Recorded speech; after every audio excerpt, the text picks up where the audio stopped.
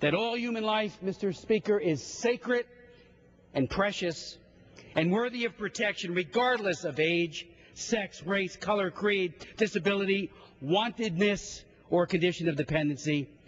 My amendment sought to hold harmless unborn children and their mothers from the violence of abortion.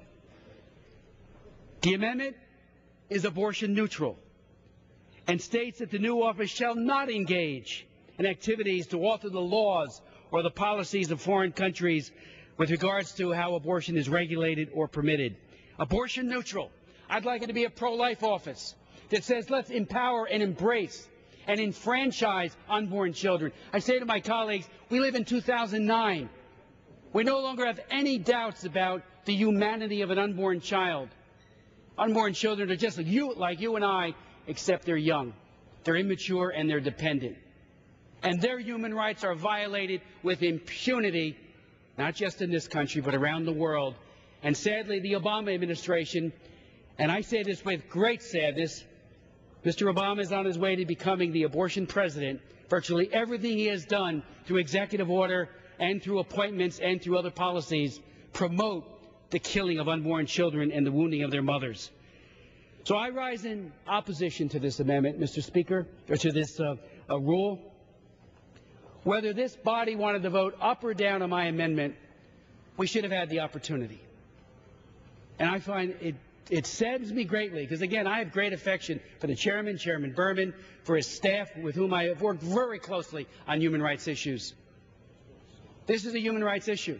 There could be a consensus about the new office that's being created, that has already been created, and this gives statutory affirmation to, for women's issues.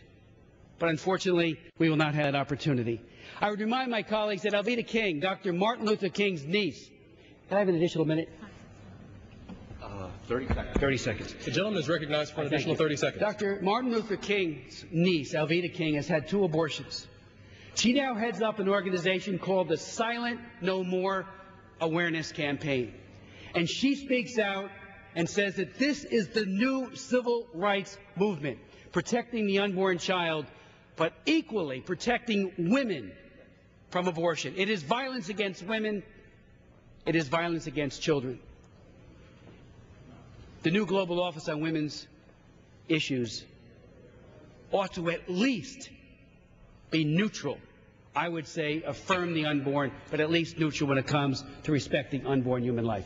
The gentleman from New Jersey's time has expired. The gentleman from Florida reserves the balance of his time. The gentleman from Florida is recognized. Mr. Speaker, I'm very pleased to yield 3 minutes to the distinguished gentleman from Colorado, my colleague and a good member of the Committee on Rules. Mr. Polis. The gentleman from Colorado is recognized for 3 minutes. Thank you, Mr. Speaker. Today I rise in support of the rule and H.R. 2410, the Foreign Relations Authorization Act for 2010 and 2011. I'd like to thank Chairman Berman and the House Foreign Affairs Committee for their continued insight, leadership, and their focus on diplomacy in the realm of foreign affairs, and for bringing this much-needed reform legislation to the House floor. Mr. Speaker, during the Bush administration, the Department of Defense acted as our primary foreign liaison, much to the detriment of our relationships worldwide. This bill corrects the damage done over the past 8 years by providing the State Department with much-needed resources that will once again make diplomacy the center place of our outreach effort. This bill authorizes funding for the State Department and USAID to help prevent, navigate, and peacefully resolve foreign crises. This bill strengthens our own nation by putting the image of America that we want the world to see, a hardworking nation rooted in tolerance and innovation. It reflects our commitment to intellectual diplomacy and allows the United States to lead by example. For instance, by doubling the amount of volunteers in the Peace Corps, we can double our response to humanitarian and international development needs.